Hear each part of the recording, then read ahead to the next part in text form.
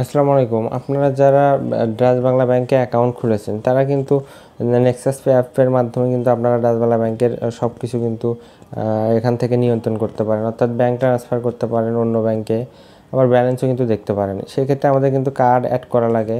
তো এই কার্ডটা কিন্তু অনেক ক্ষেত্রে ইনঅ্যাক্টিভ হয়ে যায় অটোমেটিকলি। আবার আপনারা অনেকেই কিন্তু ইনঅ্যাক্টিভ করে দেন, পরে আর অ্যাক্টিভ করতে পারেন না। তো অ্যাক্টিভটা কীভাবে করবেন এটা আমি দেখাবো।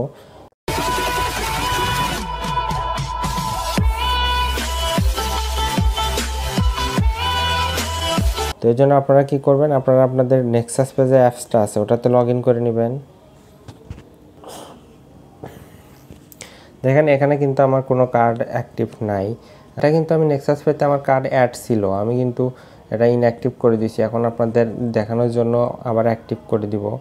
তো এটার জন্য আপনারা কী করবেন, যে পাশে দেখেন 3 ডট লাইন, এখানে ক্লিক করবেন। এখান থেকে দেখেন মাই কার্ডস নামে একটা অপশন, এখানে ক্লিক করে দিবেন। এখানে ক্লিক করে দেওয়ার পরে এই যে এখানে দেখেন নিচে কিন্তু আমার এটা ডেবিট কার্ড। এটা কিন্তু আমি যখন অ্যাকাউন্টটা খুলছি ওটা কিন্তু এখান থেকে আমাকে এই কার্ডটা দিছিল ব্যাংক থেকে। তো এটা আমার ইনঅ্যাক্টিভ আছে দেখেন নিচের দিকে ডান পাশে। তো আমি এটা অ্যাক্টিভ করে দেওয়ার জন্য জাস্ট যে এখানে কি করব, অ্যাক্টিভ লেখা আছে এটার উপর একটা ক্লিক করে দিব।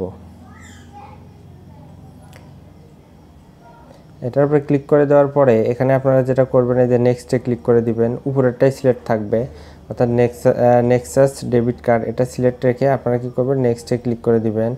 আমার কার্ডটা যেহেতু debit card, Nexus debit card, আমার এই যে কার্ডে কিন্তু এভাবে দেখবেন নেক্সাস লেখা আছে, তারা উপরেরটা সিলেক্ট করে নেক্সটে ক্লিক করবেন। নেক্সটে ক্লিক করে দেওয়ার পর এখানে কিন্তু আপনাদের কিছু নির্দেশনা দিবে, যেমন দেখেন কার্ড হোল্ডারের নাম লিখতে হবে, অর্থাৎ পরের স্টেপটা যে আছে। আমি যদি এখানে যে প্রসেসড এখানে ক্লিক করে দেই, তারপরে আপনাদের যেটা করতে হবে সেটা কিন্তু এখানে লেখা আছে। দেখেন কি করতে হবে, প্রথমে আপনাদের ব্যাঙ্ক অ্যাকাউন্টে যে নামটা আছে ওটা দিতে হবে, তারপরে এখানে যে কার্ড নাম্বারটা দিতে হবে, তারপরে এই কার্ডের যে পিনটা আছে, অর্থাৎ কার্ড যখন আপনাদের দিছে তখন কিন্তু একটা পিন নাম্বার দিছে, ওটা দিয়ে কিন্তু আপনারা এটিএম বুথ থেকে টাকা তুলতে পারেন।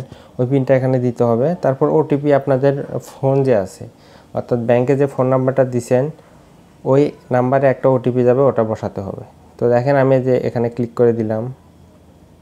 দেখেন এখানে কিন্তু আমার এই যে ডিসপ্লে নেমের এখানে জায়গায় কিন্তু আমার নামটা লিখতে হবে এখানে। তারপরে যে কার্ড নেমের জায়গায় আমাকে যে কার্ড, আপনাদের যে কার্ডটা আছে কার্ডে কিন্তু 12 ডিজিটের একটা নাম্বার থাকে, ওটা কিন্তু আপনাদের এখানে বসাতে হবে। তারপর আপনাদের পিন নাম্বারটা দিবেন, অর্থাৎ কার্ডের পিন। তারপরে কি করবেন, এখান থেকে সাবমিটে ক্লিক করে দিবেন। সাবমিটে ক্লিক করে দেওয়ার পরে আপনাদের ফোনে একটা ওটিপি যাবে, ওটিপিটা কিন্তু অটোমেটিক নিয়ে নেবে। নিয়ে নেওয়ার সাথে সাথেই কিন্তু আপনাদের এই কার্ডটা অ্যাড হয়ে যাবে। তো আমি এটা আসলে অ্যাক্টিভ করতে চাচ্ছি না, তো আপনাদের জাস্ট এভাবে বললাম, আপনারা এইভাবে অ্যাক্টিভ করতে পারবেন, সমস্যা নেই। তো এরপর আপনারা কিন্তু সহজেই পারবেন। তো আপনারা চাইলে এটা করতে পারেন। তো ধন্যবাদ সবাইকে।